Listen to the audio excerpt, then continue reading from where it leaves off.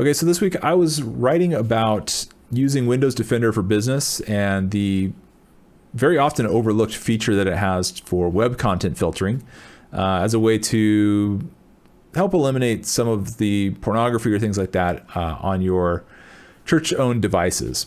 Now, I also talked a little bit about DNS and how DNS can help. And one thing that I didn't mention necessarily in the article, but I thought would be a great idea to talk about here is this dichotomy between when you have devices that are owned by your church and devices that are owned by individuals. So those are guests, volunteers, or even staff that are bringing in their own device, BYOD. On those church-owned devices, you can do a lot of configuration. You can actually do a lot to block people from getting themselves into trouble. You have a much more controlled environment with those. When it comes to bring your own device, whether that's staff, volunteers, whoever, there's a lot of liability and there's a lot of legal gray area whether you can really enforce or convince or make people do stuff on their personal device. And so this side doesn't work well. You have to have solutions on this side that do not actually touch the computer or the hand phone or whatever they've brought in. Over here, you can do whatever. Windows Defender, you can do the DNS on the device itself, things like that.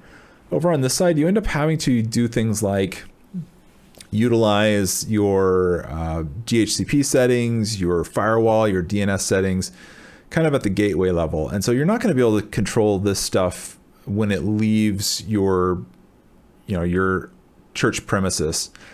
Everybody's going to be able to do whatever they want as soon as they leave the church. They'll probably, if somebody's really motivated and knows what they're doing, they can get around even most stuff that you put into place at your church if it's their own devices.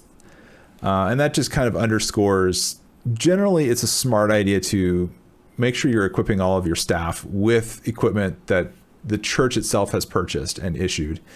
Not because it's a trust issue, but just because you are able to lock down and secure your systems so much more, as well as your data and things like that. Whereas out here is kind of Wild West. You don't, whether it's intentional or unintentional, there's a lot of things that can go wrong over here when systems aren't being managed and configured. And so all you can really do is try to manage your network equipment, like your firewalls, your access points. Still, it's going to be a bit rough. And so usually when it comes to kind of demarcating what we call like a zero trust environment, those fully managed devices tend to have a very high confidence. And so they tend to be the ones that can access all the types of data. Bring your own device, there's a lot less confidence. So you have to put into place certain compliance policies that if the computer meets it, they can access data. Doesn't always work perfect. There's a lot of times where just because it's so iffy with a lot of that stuff, you actually just drop them all the way down to the point of they can only access data over a secured web browser kind of situation. But anyway, back to some of these pornography issues when it comes to these things. A lot of people talk about Covenant Eyes or similar software to that. And so I want to touch on that really quick as well. And that is, again, when we're now coming to church-owned devices, personal-owned devices, you're gonna have a little bit of a legal issue here if you're telling people a condition of your employment is to install on all of your personal devices, Covenant Eyes. I mean, if you really had a staff push hard against this, I wouldn't want to be sitting in the courtroom on that one. That would be a bit rough. If you issued them phones and things like that, you might be able to get away with it. So number one, there's that legal liability. There's some legal liability issues. I wouldn't go down that route. Number two, you could end up coming off as kind of this weird North Korea Kim Jong-il version of church. So from an HR perspective, you're trying to do something good, but you're really just kind of creating kind of like a police state.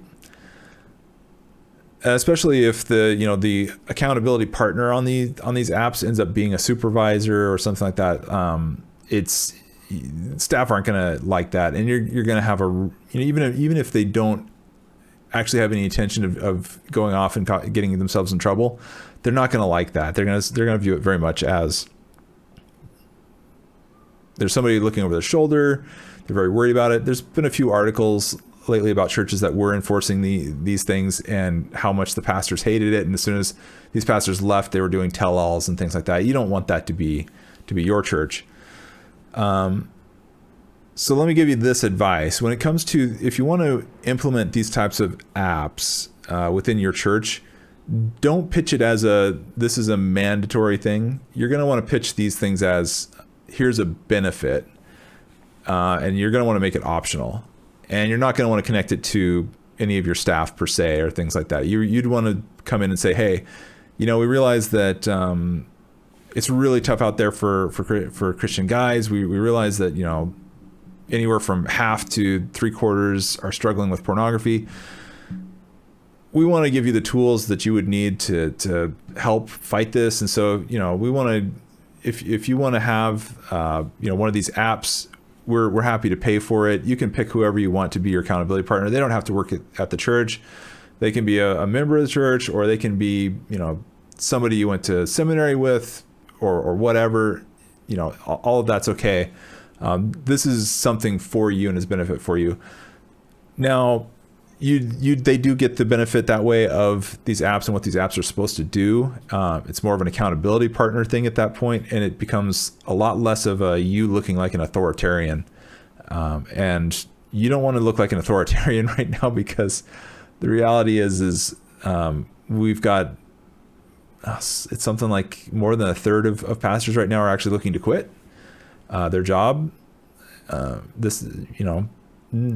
We do have great resignation just in general, but the church in particular has got a massive great resignation problem. And so you don't want to have a work environment that's a bit hostile in that regards. You want it to be someplace that is there to support them. And yes, it's an issue. Yes, it needs to be dealt with. Maybe dealing with it in a very authoritarian way is not the way to go about it. So that would be my advice.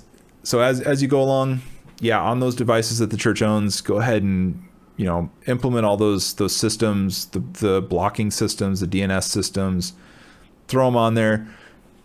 Generally, don't touch their personal devices. Don't tell them you have to install this or that on your personal device. But you can provide as a benefit those things. And then for the whole church site overall, go ahead and implement some DNS and things like that, just to hopefully cut back on some of those things happening on the church premises itself. All right, I know that's not the most fun topic. It's kind of a rough one. A lot of churches are struggling with it. Like I said, up to 3/4 of guys in church are struggling with that particular issue at the moment. I hope that this helps. As an aside, do deal with these things from the pulpit as well. Like, don't sweep it under the rug. Come out and talk about these things, because they do need to be talked about. And good luck and have a great week.